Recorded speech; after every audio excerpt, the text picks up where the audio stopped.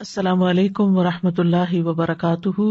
رب اشرح لی صدری ویسر لی امری واحلل عقدۃ من لسانی یفقہوا قولی. من کان یرید حرث الآخرۃ نزد له فی حرثہ ومن کان یرید حرث الدنیا نؤتہ منہا وما لہ فی الآخرۃ من نصیب. جو کوئی آخرت کی کھیتی چاہتا ہے ہم اس کے لیے اس کی کھیتی میں اضافہ کریں گے، اور جو کوئی دنیا کی کھیتی چاہتا ہے اسے ہم اس میں سے کچھ دے دیں گے، اور آخرت میں اس کے لیے کوئی حصہ نہیں. ہم سب جانتے ہیں کہ موت ایک اٹل حقیقت ہے. یہ بات ہم جانتے تو ہیں، لیکن اس کے باوجود ہم اسے سنجیدگی کے ساتھ نہیں لیتے کہ ہم نے مرنے کے بعد دوسری دنیا میں جانا ہے جہاں ہمارے اعمال کا حساب ہوگا. اس دنیا میں رہتے ہوئے ہم دنیا کے کاموں اور کامیابیوں کو ہی ترجیح دیتے ہیں. موت کے بعد یہ ساری صورتحال بدل جائے گی. انسان کو دنیا کے کسی کام اور کسی کامیابی سے کوئی دلچسپی نہ ہوگی. وہاں ایک ہی بات اس کے لیے نہایت اہم ہوگی کہ اللہ کی ناراضگی سے آج کیسے بچا جائے. اس بات کا پچھتاوا زیادہ ہوگا کہ میں نے آج کے اس دن کی تیاری کیوں نہ کی، یہاں کے لیے کچھ سامان کیوں نہ تیار کیا. دنیا کی زندگی میں بہت سے لوگ پریشانی کے وقت ساتھ کھڑے ہو جاتے ہیں، لیکن وہاں تنہا اکیلے ہی ساری صورتحال کا سامنا کرنا ہوگا. عقل مند وہ ہے جو آج کے دن میں کل کی تیاری کرے، جو کام بھی کرے اسے آخرت کو مد نظر رکھتے ہوئے کرے. آخرت کا چاہنے والا ہر کام آخرت کی نیت سے ہی کرے گا، اور دنیا کا پرستار دنیا ہی کے لیے، جبکہ یہ ایک حقیقت ہے کہ آخرت کا ثواب دنیا کے بدلے سے بہتر ہے. آئیے ہم اپنا جائزہ لیتے ہیں کہ ہماری بھاگ دوڑ کس مقصد کے لیے ہے، کس نیت کے ساتھ ہے. تو اس آیت میں جو سورۃ الشورى کی آیت نمبر 20 ہے، اللہ سبحانہ وتعالی ہمیں یہ بتا رہے ہیں کہ جو شخص اپنے عمل کے ذریعے آخرت کا ثواب چاہتا ہے وہ اللہ کے حقوق ادا کرتا ہے، وہ بندوں کے حقوق ادا کرتا ہے. تو ہم اس کے عمل کو قبول کر کے اس کو اس کا اجر بڑھا چڑھا کر دیتے ہیں، نیکی کا ثواب بڑھا کر 10 گنا کر دیتے ہیں، اور 10 گنا کے بعد جتنا چاہتے ہیں اضافہ کر دیتے ہیں. اور جو اپنے عمل، اپنی محنت، اپنی کوشش، ان سب چیزوں کے ذریعے سے صرف دنیا چاہتا ہو تو ہم اس کو صرف اتنا ہی دیتے ہیں جتنا ہم نے اس کے لیے تقدیر میں تقسیم کر دیا ہے. ملے گا وہی جو ہم نے لکھ دیا ہے، اور دوسری طرف آخرت میں اس کے لیے کوئی ثواب نہ ہوگا. اس آیت میں آخرت پر ایمان لانے والوں اور نہ لانے والوں کے حال کا ذکر کیا گیا ہے. مومن اپنے عمل سے آخرت کا امیدوار ہوتا ہے، اس کے بہت سے یا کم اعمال آخرت کی چاہت سے خالی نہیں ہوتے.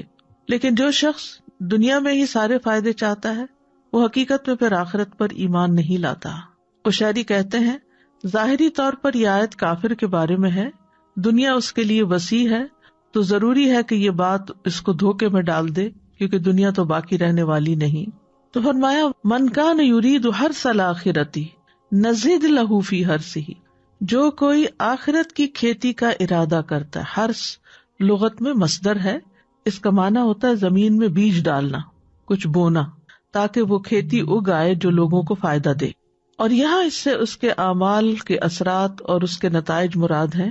ان کو بیجوں کے ثمرات کے ساتھ تشبیہ دیتے ہوئے کھیتی کہا، یعنی اعمال کے اثرات اور نتائج مراد ہے. حرث سے مراد کیا ہے؟ جو انسان کوشش کرتا ہے اس کا نتیجہ. تو من کان یرید حرث الآخرۃ، جو شخص آخرت کی کھیتی چاہتا ہے، یعنی اپنے عمل کا بدلہ آخرت کے ثواب کی شکل میں چاہتا ہے، اللہ کی رضا کا ارادہ رکھتا ہے، اللہ کے دیدار کا ارادہ رکھتا ہے، تو اللہ سبحانہ تعالیٰ انہی اعمال کو جن کا بدلہ دنیا میں بہت تھوڑا ملتا وہ آخرت کے لیے کئی گنا بڑھا کر زیادہ عطا کرتا ہے. اور آخرت کی کھیتی کی اچھائی یہ ہے کہ وہ ایسی کھیتی ہے جس کو کئی گنا زیادہ بڑھا دیا جاتا ہے اور اس میں برکت رکھی گئی ہے، اور اس کے اثرات اور افادیت اس کے مالک کے لیے باقی رہتے ہیں دنیا کی کھیتی کے برعکس. کیونکہ دنیا کی کھیتی میں برکت نہیں دی جاتی، نہ اس میں کئی گنا اضافہ کیا جاتا ہے، نہ ہی دنیا کی کھیتی اپنے مالک کے لیے قائم رہتی ہے، اور موت آنے کی صورت میں یہ اپنے مالک سے ختم ہو جاتی ہے، یعنی ملکیت بھی ختم ہو جاتی ہے انسان کی، اور تمام کی تمام دنیا آخرت کے آنے پر ختم ہو جاتی ہے. تو حقیقت یہ ہے کہ دنیا میں انسان جتنی بھی محنت کر لے، ملنا اس کو وہ ہے جو اس کے نصیب کا ہے، اور اگر اس کے نصیب میں بہت بھی لکھا ہے تو بھی آخرت کے مقابلے میں وہ بہت قلیل ہے، کیونکہ والآخرۃ خیر و ابقیٰ، آخرت بہتر بھی ہے اور باقی رہنے والی بھی ہے، اور دنیا حقیر تر ہے اور ختم ہو جانے والی ہے۔ تو من کان یرید الحرث الآخرہ نزد لہ فی حرثہ، نزد لہ ہم زیادہ کر دیتے ہیں اس کی کھیتی میں، یعنی اس کے نتائج میں۔ مراد کیا ہے؟ یعنی اس کو مزید عبادت کی توفیق بھی ملتی ہے، اطاعت میں آسانی بھی ملتی ہے، خیر و بھلائی کے کام اور زیادہ وہ کرتا چلا جاتا ہے۔ اور ایک قول یہ ہے کہ آخرت کی کھیتی سے مراد اطاعت کے کام ہے، یعنی جو اطاعت کا کام کرتا ہے اس کے لیے ثواب بھی ہے۔ اور ویسے بھی کہتے ہیں نا کہ ایک نیکی دوسری نیکی کو دعوت دیتی ہے۔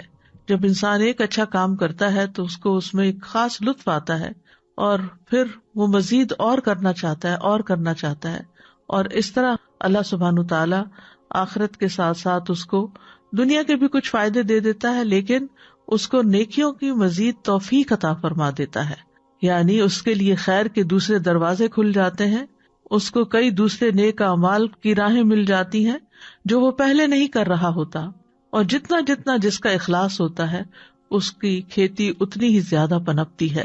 لیکن یہ توفیق کس کو ملتی ہے؟ اسی کو جس کا ارادہ بہت مضبوط ہوتا ہے، جو صرف آرزو نہیں کرتا، عمل بھی کرتا ہے، کیونکہ جو آخرت کا ارادہ کرتا ہے اس کو اس کے لیے پھر اتنی ہی کوشش بھی کرنی چاہیے۔ وَمَنْ كَانَ يُرِيدُ حَرْثَ الدُّنْيَا نُؤْتِهِ مِنْهَا، اور جو دنیا کی کھیتی چاہتا ہے، یعنی اپنی محنت کا نتیجہ دنیا میں پھلتے پھولتے دیکھنا چاہتا ہے، تو ہم اس کو بھی اس میں سے دے دیتے ہیں، لیکن دنیا میں جتنا ملے گا وہ دنیا کی حیثیت کے مطابق ہی ہوگا، یعنی جو دنیا میں اس کے نصیب میں لکھا گیا ہے وہ اس کو مل جاتا ہے، لیکن آخرت میں وہ خسارہ اٹھائے گا۔ اس کے برعکس جو آخرت کے لیے کوشش کرتا ہے اس کو دنیا پہ مل جاتی ہے، لیکن آخرت میں جو اس کا حصہ ہے وہ کئی گنا زیادہ ہو کر مل جاتا ہے۔ پھر اسی طرح اس کا یہ معنی بھی کیا گیا ہے کہ جو اپنے عمل کے ذریعے دنیا کی خواہشات کو حاصل کرنے کا ارادہ رکھتا ہے تو ہم اس کو اتنا ہی دے دیتے ہیں جتنا ہم نے اس کے لیے دنیا کے ساز و سامان اور زینتوں میں سے مقدر کیا ہوتا ہے، کیونکہ اس کی غرض و غایت اور مقصود صرف دنیا تھی، اس نے آخرت کے لیے کچھ نہیں کیا تھا، نہ آخرت کے ثواب کی امید لگائی تھی اور نہ ہی آخرت کے عقاب سے کوئی اسے ڈر ہوا تھا۔ قتادہ کہتے ہیں اس کا مطلب یہ ہے کہ ہم اس کو اتنی مقدار میں دیتے ہیں جتنا اللہ نے اس کے لیے تقسیم کیا ہوتا ہے، جیسا کہ اللہ تعالیٰ کا فرمان ہے عجلنا لہ فیہا ما نشاء لمن نرید، ہم اس کو اس میں سے جلدی دے دیں گے جو چاہیں گے اس کے لیے، نؤتیہ منہا، تو اس میں سے اس کو دے دیں گے، یعنی جو وہ طلب کرتا ہے، جو وہ چاہتا ہے اس میں سے کچھ اس کو یہاں مل جائے گا، لیکن جو آخرت چاہتا ہے تو وہ کلا نمد ہؤلاء وہؤلاء من عطاء ربک، ہم ہر ایک کی مدد کرتے ہیں، ان کی بھی اور ان کی بھی، دنیا کے چاہنے والے کی بھی اور آخرت کے چاہنے والے کی بھی۔ وما لہ فی الآخرۃ من نصیب، اور آخرت میں اس کا کوئی حصہ نہ ہوگا، یعنی جس طرح ایک اچھی نیت رکھنے والے مومن کو اپنے اعمال کا آخرت میں کئی گنا بڑھا چڑھا کر بدلہ ملے گا، اس شخص کو جس نے صرف دنیا کے لیے کام کیا، جس کے پاس ایمان نہیں تھا یا ایمان کا دعویٰ وہ کرتا تھا لیکن نیت ساری دنیا ہی کے فائدوں پر تھی، تو اس کو وہاں پر کچھ بھی نہیں ملے گا، کیونکہ نہ اس کی کوشش آخرت کے لیے نہ اس کی نیت آخرت کے لیے، اور اس طرح آخرت میں کوئی نصیب نہیں، یعنی اس کا جنت میں کوئی حصہ نہیں۔ آخرت میں محرومی کی وجہ کیا ہے؟ کیونکہ وہ آخرت کے لیے کام نہیں کرتا تھا۔ ایک اور جگہ پر آتا ہے وَقَدِمْنَا إِلَىٰ مَا عَمِلُوا مِنْ عَمَلٍ فَجَعَلْنَاهُ هَبَاءً مَنْثُورًا، اور ہم اس کی طرف آئیں گے اور جو انہوں نے کوئی بھی عمل کیا ہوگا تو اسے بکھرا ہوا غبار بنا دیں گے، یعنی وہ لوگ بھی جو دنیا چاہتے ہیں، محنت بھی کرتے ہیں، عمل کرتے ہیں، کھیتی باڑی کرتے ہیں، زراعت کرتے ہیں، لیکن وہ انہیں وہاں کوئی فائدہ نہ دے گی۔ کھیتی کی مثال دینے میں ایک حکمت بھی ہے، اس لفظ پر اگر آپ غور کریں تو آپ کو سمجھ آئے گی کہ کھیتی کرنے والا اپنی کھیتی میں اور کاشتکاری میں اور شجرکاری میں ہلکان ہو جاتا ہے، وہ نہ دن دیکھتا ہے نہ رات دیکھتا ہے، دن کے وقت سخت دھوپ میں کام کرتا ہے، راتوں کی نیند قربان کر کے سخت سردیوں میں رات کے وقت کھیتوں کو پانی لگا رہا ہوتا ہے۔ کیوں؟ اس لیے کہ اس کو اس کھیت سے غلے اور پھل کی توقع ہوتی ہے، امید ہوتی ہے کہ یہ کھیتی کچھ فائدہ لائے گی۔ تو چونکہ زمین میں ہل جوتنا کھیتی کرنے میں کمائی کے بنیادی اصول میں سے ہے، تو ہر کمانے کے لیے پھر یہ بطور استعارہ استعمال کیا گیا ہے۔ اسی سے ابن عمر کا فرمان ہے، آپ دنیا کی کھیتی اس طرح کریں گویا آپ نے ہمیشہ زندہ رہنا ہے، اور آخرت کے لیے اس طرح عمل کریں جیسے کل ہی آپ کو موت آنی ہے. یعنی اگر آپ ایک دن دنیا کی کھیتی نہیں کریں گے تو آپ کہیں گے کہ کل بھی وقت مل جائے گا، لیکن آخرت کے لیے فوری عمل کریں کیونکہ ہو سکتا ہے کل وقت نہ ملے. اسی سے نام حارث ہے. حارث کہتے ہیں کسان کو، تو کسان کو اس کے اس عمل کی وجہ سے یہ نام دیا گیا ہے. اسی طرح انسانوں میں سے بھی نام حارث رکھا جاتا ہے، اور یہ ایک سچا اور اچھا نام ہے. نبی صلی اللہ علیہ وسلم نے فرمایا عبداللہ اور عبد الرحمن سب سے بہترین، اور حمام اور حارث سب سے سچے نام ہیں، جبکہ بدترین نام حرب اور مرہ ہیں.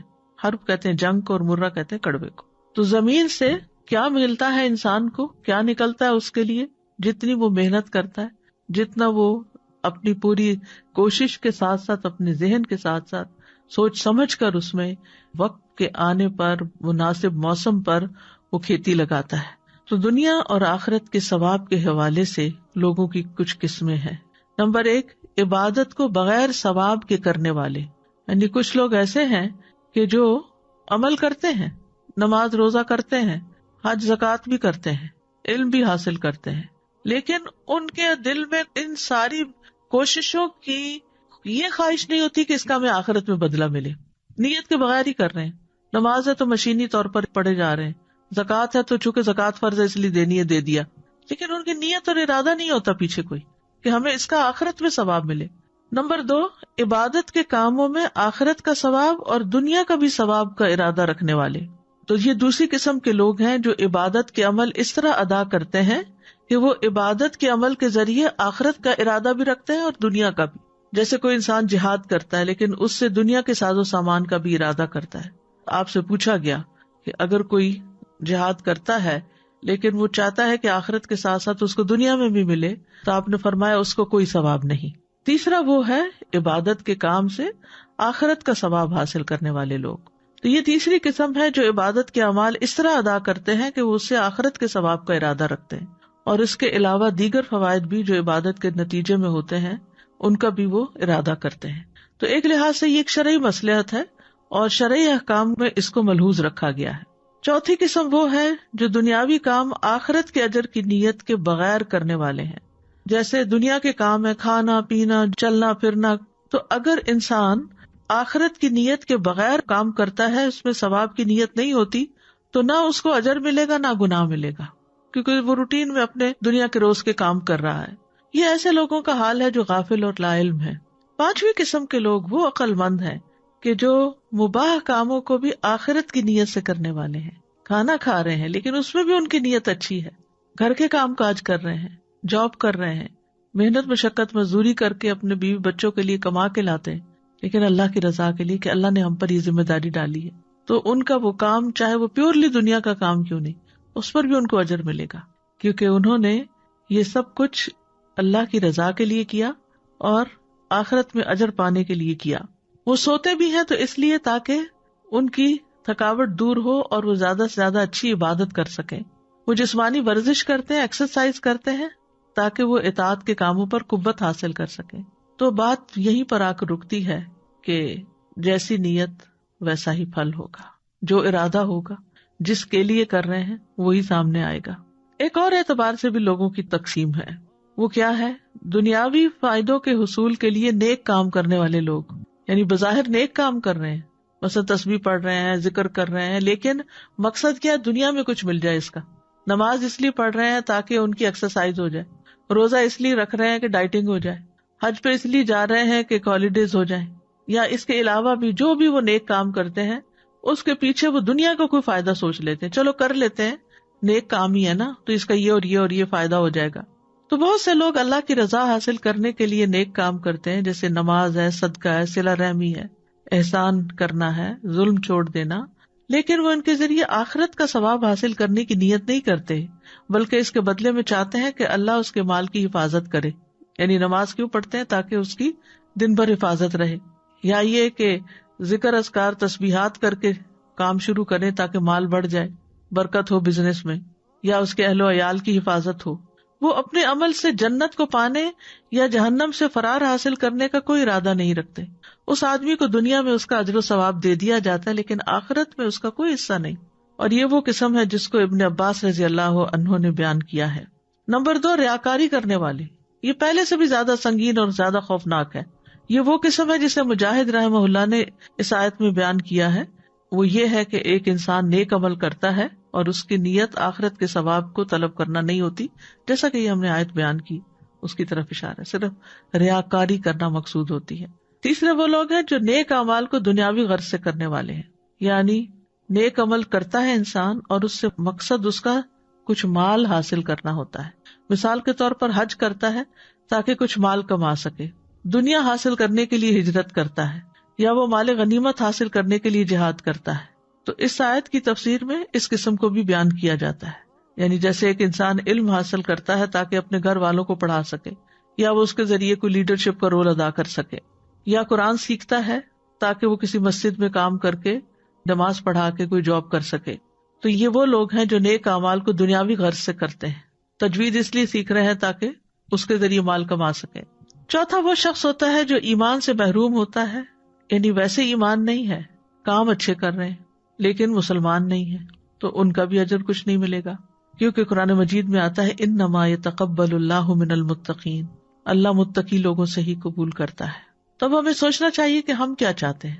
مثلا ہم اگر اس وقت یہ لیکچر سن رہے ہیں تو کس نیت سے سن رہے ہیں، پڑھا رہے ہیں تو کس نیت سے پڑھا رہے ہیں، سیکھ رہے ہیں تو کس نیت سے سیکھ رہے ہیں، کیونکہ اللہ کے پاس دونوں بدلے ہیں، دنیا بھی ہے آخرت بھی ہے، دونوں کا مالک وہی ہے.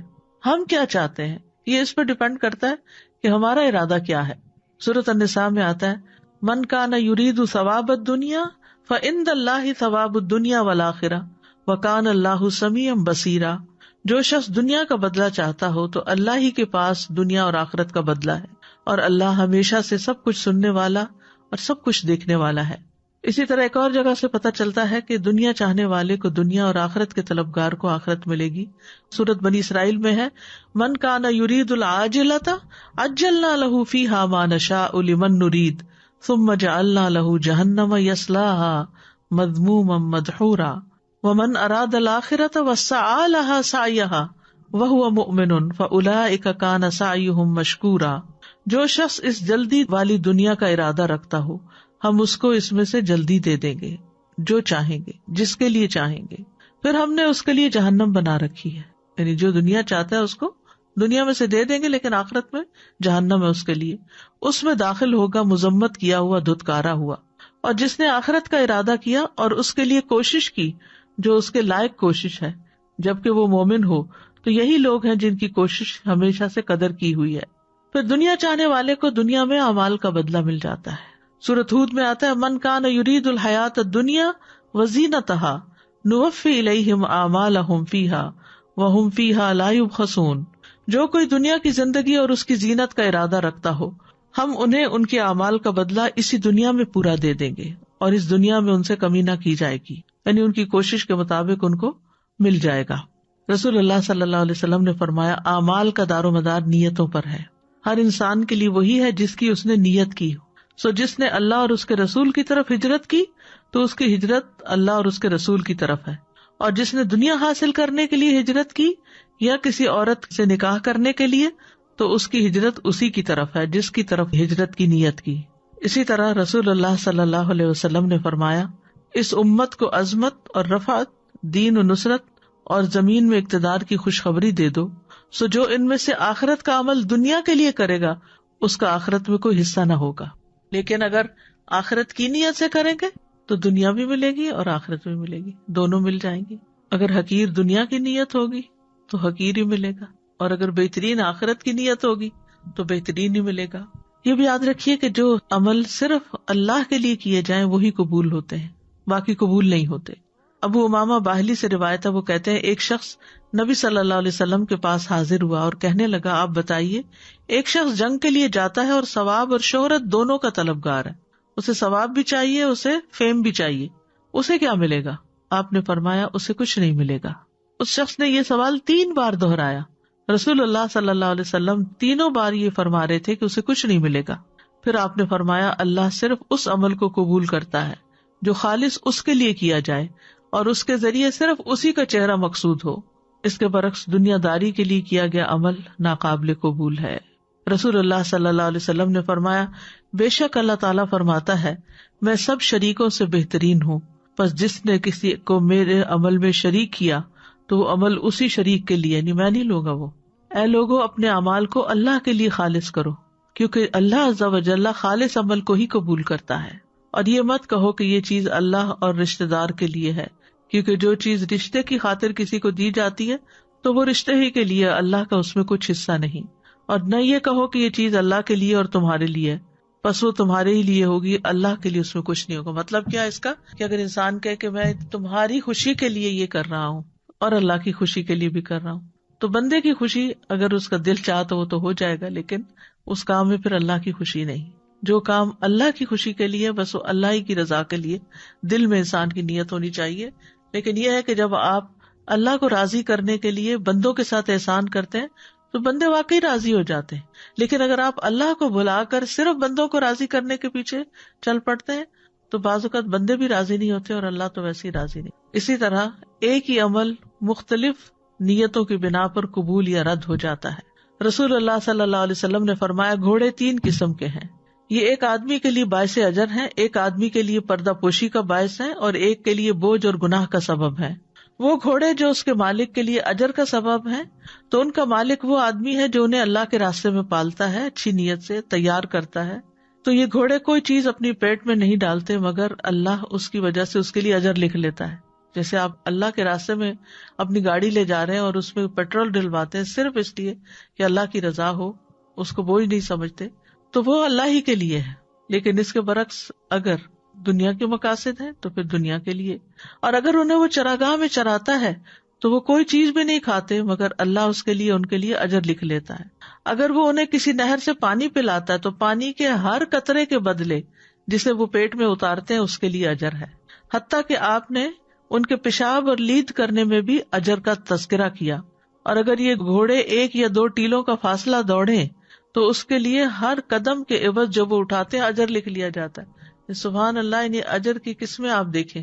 ایک گھوڑا جو اللہ کے راستے میں آپ نے دیا، پھر وہ کھائے، وہ پیے، وہ پیشاب کرے، وہ چلے دوڑے، وہ کچھ بھی کرے، وہ ایک قطرہ بھی پانی پیے تو وہ پانی پلانے کا بھی اجر آپ کو مل رہا ہے. پانی وہ پی رہا ہے، اجر آپ کو مل رہا ہے. دانا وہ کھا رہا ہے، اجر آپ کو مل رہا ہے. دوڑ وہ رہا ہے، تھک وہ رہا ہے، اجر آپ کو مل رہا ہے. یعنی اس کے ریشے ریشے کے ساتھ آپ کے لیے اجر لگ جاتا ہے. اور اس سے پتہ چلتا ہے کہ اچھی نیت کی برکت کتنی زیادہ ہوتی ہے. اور وہ انسان جس کے لیے باعث پردہ ہے تو یہ وہ آدمی ہے جو انہیں عزت اور شرف اور زینت کے طور پہ رکھتا ہے، اور تنگی آسانی ہر حال میں ان کی پشتوں اور ان کی پیٹھوں کا حق نہیں بھولتا، یعنی ان کا خیال رکھتا ہے، اس کے لیے بھی کچھ نہ کچھ اجر ہوگا. رہا وہ آدمی جس کے لیے وہ بوجھ ہے تو وہ شخص ہے جو انہیں ناشکری کے طور پر غرور اور تکبر کرنے اور لوگوں کو دکھانے کے لیے رکھتا ہے، تو یہ وہی ہے جس کے لیے یہ گھوڑے بوجھ کا باعث ہے. تو اس سے یہ پتہ چلتا ہے کہ نیت کی خرابی کی وجہ سے بڑے سے بڑے اعمال حقیر ہو جاتے ہیں. نیت کا وبال دجال سے زیادہ خطرناک ہے.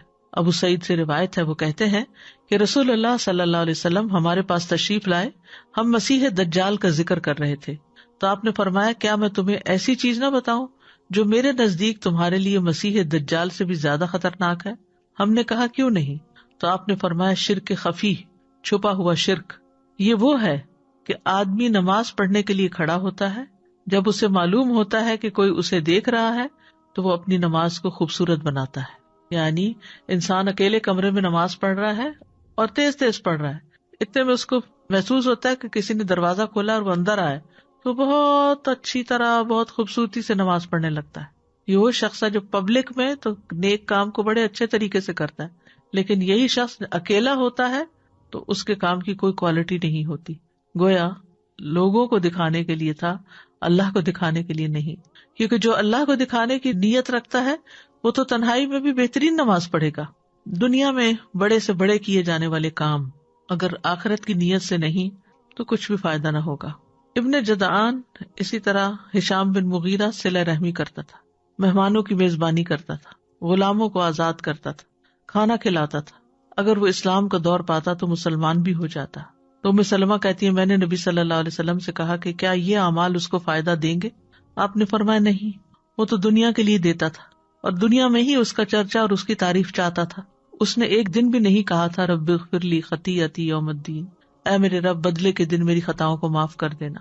یعنی اس کے ذہن میں آخرت تھی ہی نہیں، آخرت کی کھیتی نہیں تھی، اس لیے اس کو دنیا میں جو ملنا تھا مل گیا، اب وہاں کے لیے کچھ نہیں ہے. اسی طرح جو دنیا طلب کرتا ہے وہ اپنی آخرت کو نقصان دیتا ہے. رسول اللہ صلی اللہ علیہ وسلم نے فرمایا جس نے دنیا طلب کی اس نے اپنی آخرت کو نقصان دیا، اور جس نے آخرت کا مطالبہ کیا اس نے اپنی دنیا کو نقصان دیا. پس تم باقی رہنے والی زندگی کے بدلے فنا ہونے والی دنیا کا نقصان ہونے دو. یعنی اگر دو چیزوں میں ایک کو چوز کرنا پڑے تو آخرت کو چوز کرو. رسول اللہ صلی اللہ علیہ وسلم نے فرمایا جب اللہ عز و جل اولین و آخرین کو اس دن جمع فرمائے گا جس میں کوئی شک و شبہ نہیں، تو ایک منادی آواز لگائے گا، جو شخص کسی عمل میں اللہ تبارک و تعالیٰ کے لیے شریک ٹھہراتا ہو اسے چاہیے کہ اس کا ثواب بھی اللہ عز و جل کے علاوہ سے طلب کرے، کیونکہ اللہ عز و جل تمام شرکاء سے زیادہ شرک سے بے نیاز ہے. یعنی جو کام جس کے لیے کیا ہے اب اسی سے بدلہ لو، اللہ کی طرف سے تمہیں کچھ نہیں ملنے والا. اسی طرح دین کا کام بھی اگر دنیا کی نیت سے کیا جائے، شہرت کی نیت سے کیا جائے تو اس کا بھی کوئی اجر نہیں ہوگا. رسول اللہ صلی اللہ علیہ وسلم نے فرمایا بے شک قیامت کے دن سب سے پہلا شخص جس کے خلاف فیصلہ کیا جائے گا وہ ہوگا جسے شہید کر دیا گیا. اسے پیش کیا جائے گا تو اللہ اسے اپنی عطا کردہ نعمت کی پہچان کرائے گا تو پہچان لے گا. وہ پوچھے گا تم نے نعمتوں کو پا کر کیا کیا؟ وہ کہے گا میں نے تیرے راستے میں لڑائی کی یہاں تک کہ مجھے شہید کر دیا گیا. تو وہ فرمائے گا تو نے جھوٹ بولا، تم اس لیے لڑے تھے کہ تمہیں بہادر کہا جائے، سو کہہ دیا گیا. پھر اس کے بارے میں حکم دیا جائے گا تو اس کو منہ کے بل گھسیٹا جائے گا یہاں تک کہ آگ میں ڈال دیا جائے گا. دوسرے وہ شخص جس نے علم حاصل کیا، اس کی تعلیم دی، قرآن کی قرات کی تو اسے پیش کیا جائے گا تو وہ اسے اپنی نعمتوں کی پہچان کرائے گا تو وہ اسے پہچان لے گا.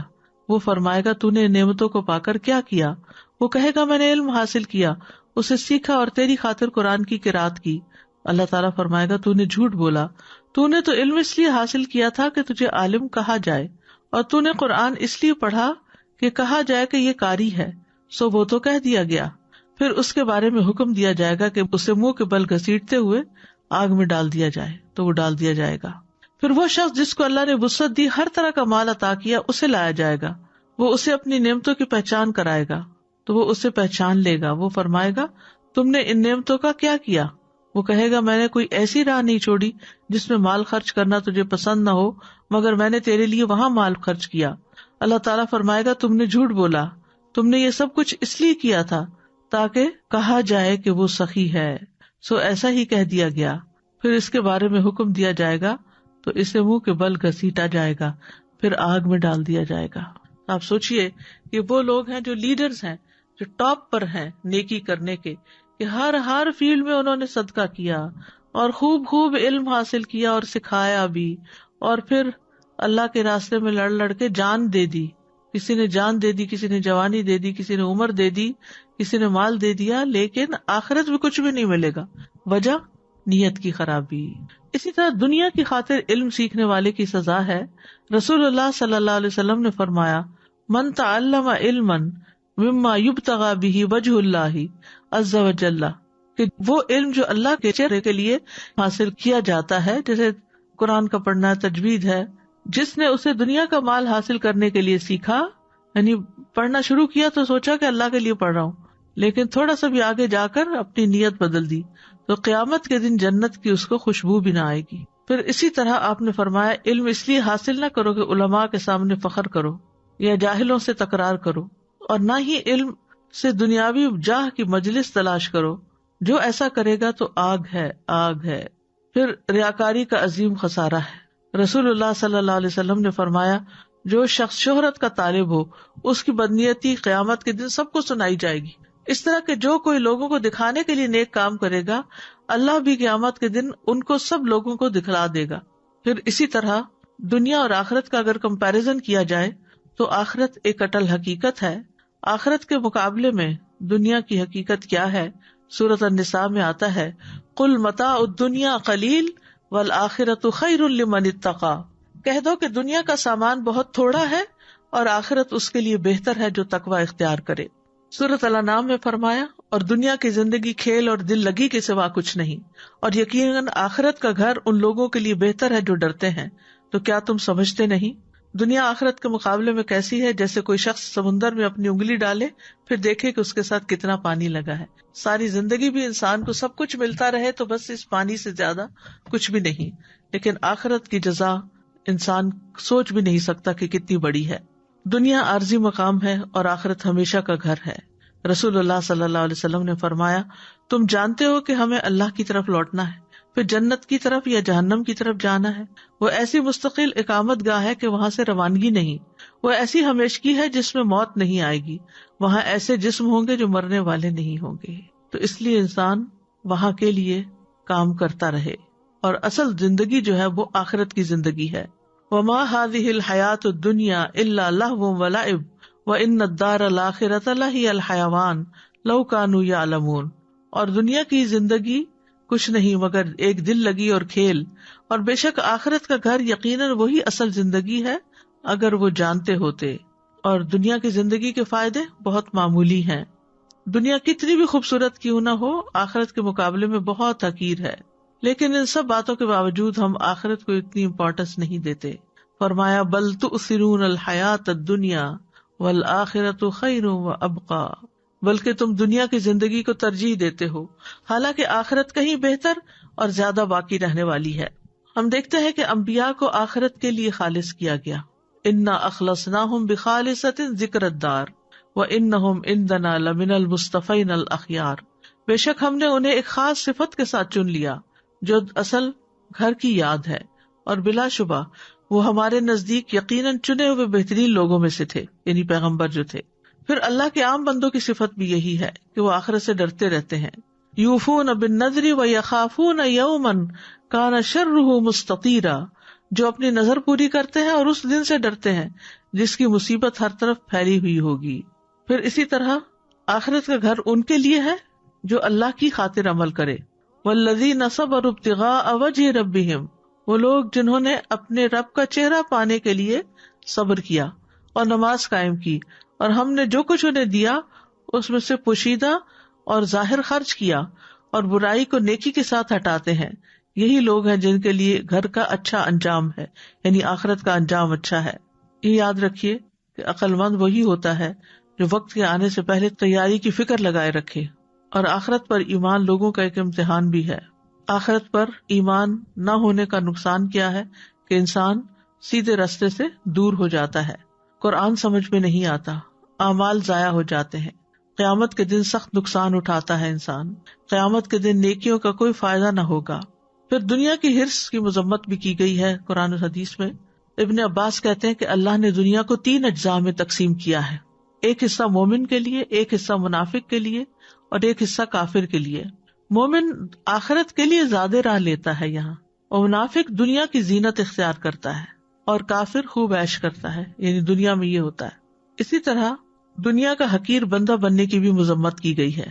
نبی صلی اللہ علیہ وسلم نے فرمایا، ہلاک ہوا درہم کا بندہ، ہلاک ہوا دینار کا بندہ، ہلاک ہوا منقش چادر کا بندہ، اگر اسے مل جائے تو راضی، نہ ملے تو ناراض، اللہ کرے یہ ہلاک ہو جائے، سر نگوں ہو کر گر پڑے، اگر اسے کانٹا چبھے تو کوئی نہ نکالے۔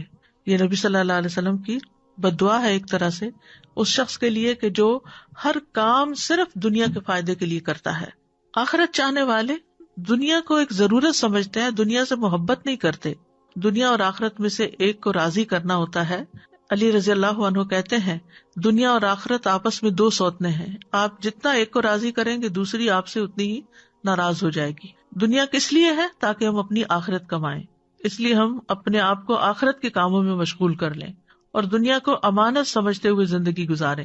حسن کہتے ہیں، اللہ ان لوگوں پر رحم کرے جن کے نزدیک دنیا ایک امانت تھی اور انہوں نے اس امانت کو، اس ہستی کو ادا کر دیا جس نے ان کو اس دنیا پر امانت دار بنایا تھا، پھر وہ ہلکے پھلکے ہو کر چل دیے۔ ابو سلیمان کہتے ہیں، دنیا کی خواہشات سے صبر صرف وہی کر سکتا ہے جس کے دل میں وہ چیز ہو جو اسے آخرت کے ساتھ مشغول کر دے، لہذا صرف ضرورت کی دنیا رکھنی چاہیے۔ سفیان کہتے ہیں، دنیا میں سے اپنے جسم کے لیے لے لو اور آخرت میں سے اپنے دل کے لیے لے لو۔ سفیان ثوری کہتے ہیں، دنیا میں بے رغبتی لوگوں سے بے رغبتی اختیار کرنا ہے، اور سب سے پہلے اپنے نفس کے متعلق زہد اختیار کرو. دنیا کے ساتھ ساتھ آخرت کی بھلائی کے لیے دعا کرنی چاہیے. ربنا آتنا فی الدنیا حسنۃ وفی الآخرۃ حسنۃ وقنا عذاب النار. پھر عافیت کا سوال کرنا چاہیے.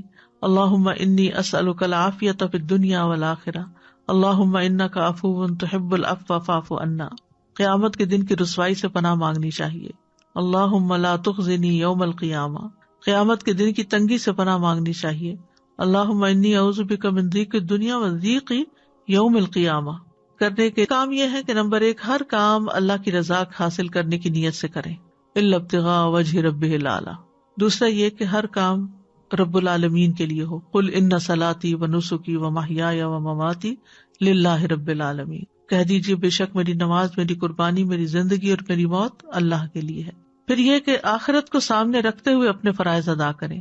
پھر یہ کہ آخرت کے دن کے عذاب سے بچنے کے لیے نیکیاں کریں. اپنے مال و اسباب کو آخرت بنانے کے لیے استعمال کریں. آخرت کو سامنے رکھتے ہوئے صدقہ کریں، کیونکہ اگر آخرت تمہاری سنور گئی تو دنیا بھی سنور جائے گی. اور آخرت کی یاد کے لیے وقتاً فوقتاً قبروں کی زیارت کرتے رہیں. اس سے انسان کو اندازہ ہو جاتا ہے کہ دنیا میں کتنا بھی بڑا گھر بنا لوں لیکن آنا بالآخر مجھے یہی اس گھر میں ہے. دنیا کے گھر میں تو چند سال رہیں گے لیکن قبر میں معلوم نہیں کب تک رہیں.